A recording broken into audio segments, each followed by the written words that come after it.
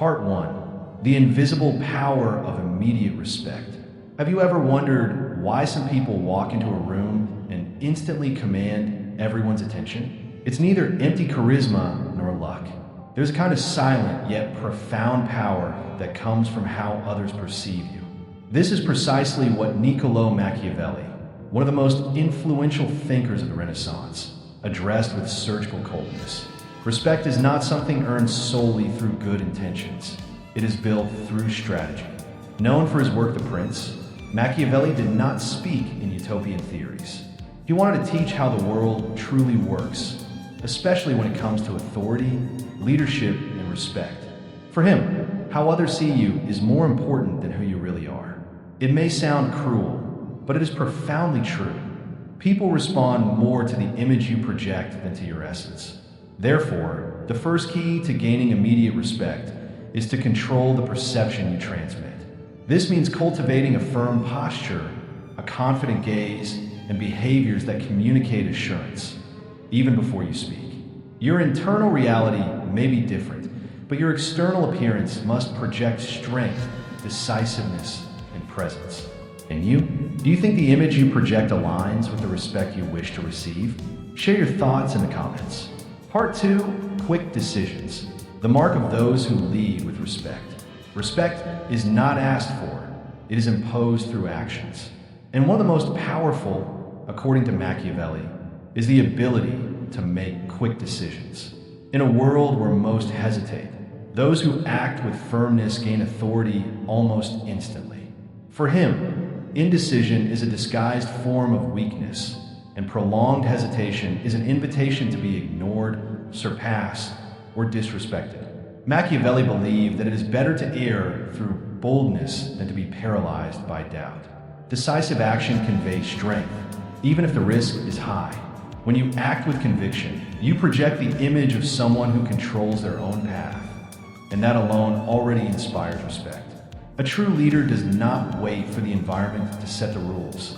They shape the environment through their choices. It is not about acting impulsively.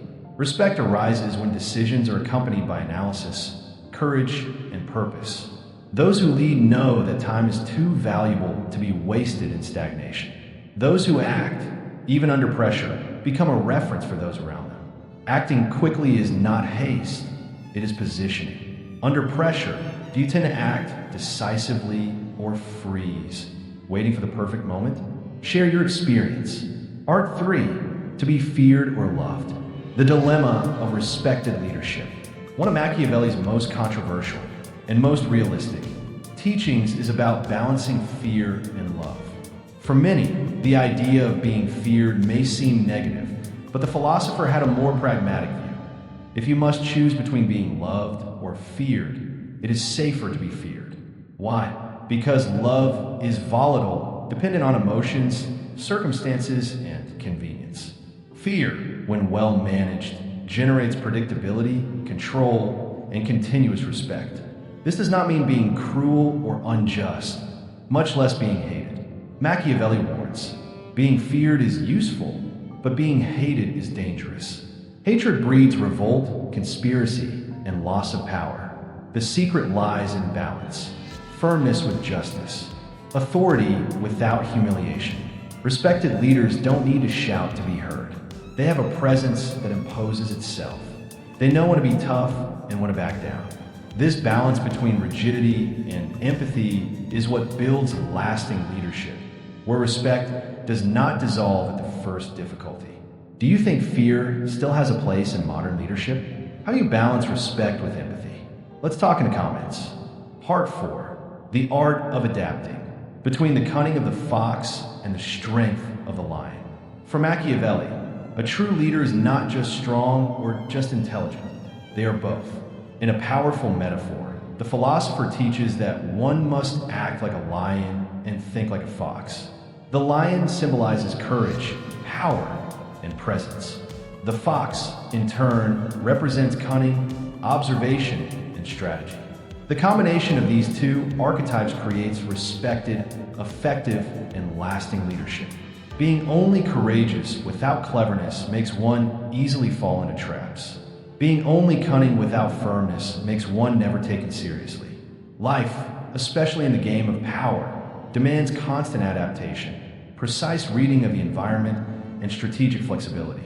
Machiavelli knew that the world is in permanent change and that survival in leadership is about knowing when to roar and when to retreat silently.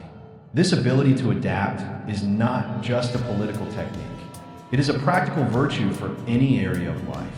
Those who observe well understand better. Those who understand decide with precision. And those who decide with intelligence and courage earn natural respect without having to beg for recognition. In which situations in your life have you needed to be more of a fox than a lion, or the other way around? I'd love to know how you balance that. Part 5, Generosity with Strategy. The value of giving without weakening yourself. There's a very romanticized idea that generosity always attracts respect and admiration. Machiavelli, however, saw this issue differently. For him, generosity can be both a virtue and a trap, depending on how and when it is practiced.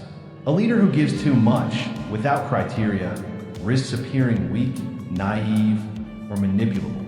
True generosity, according to Machiavelli, must be measured, strategic, and selective. When you reward justly, value those who deserve it, and avoid waste, you convey wisdom and discernment. It's not about being stingy, but recognizing that giving too much can create dependence or constant expectation, which, instead of generating respect, can erode your authority. On the other hand, well-managed generosity is a powerful weapon. It creates bonds of loyalty, strengthens alliances, and inspires true admiration. When you publicly acknowledge someone's merit, when you support with clear intent and solid values, you strengthen your image as someone fair and trustworthy. Do you believe your way of helping others strengthens or weakens your authority? Share your perspective. Part 6, Self-Confidence and Independence. The invisible pillars of respect. Enduring respect is not built solely on external posture. It is born from unshakable inner strength. For Machiavelli, self-confidence and independence are two essential pillars of any true leadership. He asserted that no one can be consistently respected if they depend too much on others' approval or help to act. Being self-confident is not being arrogant. On the contrary, it is having a clear awareness of your abilities, limitations, and decisions. It is acting with conviction even in the face of criticism and standing firm when everyone around hesitates. Independence is what allows this confidence not to dissolve under external influences. Those who rely too much on others convey instability, and those who project instability do not command respect. Machiavelli maintained that those who stand on their own feet and take responsibility for their actions inspire more than admiration. They inspire credibility. And credibility is the foundation of true respect. After all, people respect those who don't need to prove anything to anyone because they know who they are and what they are capable of. Do you feel that you act with real autonomy, or do you still rely too much on external validation? Tell me how you deal with this today. Part 7, The Power of Observation. To anticipate is to dominate. In a world where most people react, those who observe attentively act first. Machiavelli understood that true strength lies not only in acting, but in noticing what others have yet to see. For him, respect is also built through the intelligence of those who can anticipate movements, predict intentions, and read between the lines.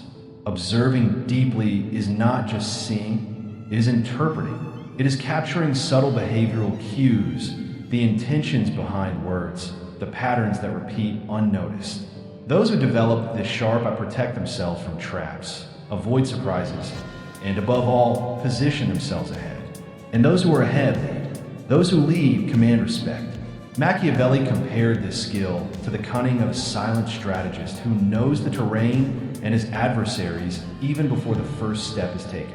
Cultivating this attentiveness to the environment, people, and surrounding dynamics is building a kind of authority that doesn't need to shout. It imposes itself naturally through intelligence and foresight. Do you usually pay attention to details around you, or act more on impulse? Share how you observe the world. Part 8. Strategic relationships. Respect is built in networks. Many people think that respect is something earned alone, but Machiavelli saw power as something solidified through relationships. He knew that even the most autonomous leaders need allies. Relationships based on mutual respect, trust, and reciprocity are fundamental to consolidating your image and strengthening your position.